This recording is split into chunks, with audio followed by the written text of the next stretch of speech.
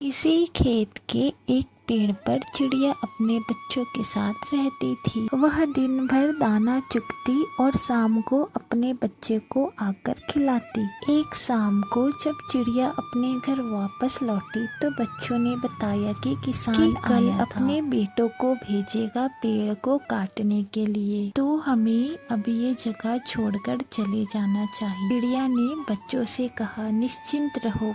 एक शाम फिर जब चिड़िया अपने घोंसले पर आई तो बच्चों ने बताया कि किसान आया था।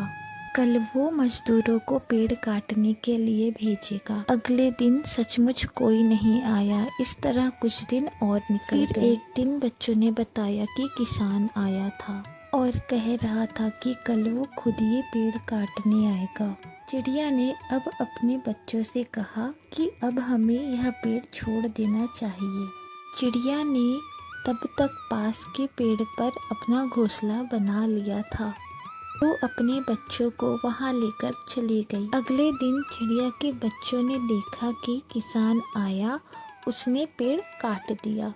बच्चों ने चिड़िया से कहा कि आपने जैसा कहा था ठीक वैसा ही हुआ। जिस दिन आपने कहा कि पेड़ काटने नहीं आएगा उस दिन कोई नहीं आया। जिस दिन आपने कहा कि पेड़ कट जाएगा उस दिन पेड़ कट गया। चिड़िया ने अपने बच्चों को बताया कि किसान आज पेड़ काटने आएगा, तो मैं समझ गई थी किसान अब दूसरों पर निर्भर नहीं है, इसलिए आज वो यह काम करेगा ही करेगा।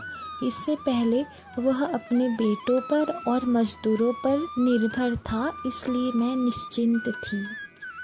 बहुत से काम ऐसे होते हैं जो स्वयं को ही करना पड़ता है, इसलिए दूसरों पर डिपेंड नहीं होना चाहिए, क्योंकि अगर हम दूसरों पर डिपेंड होते हैं तो एक दिन हमें भारी नुकसान का सामना करना पड़ता है।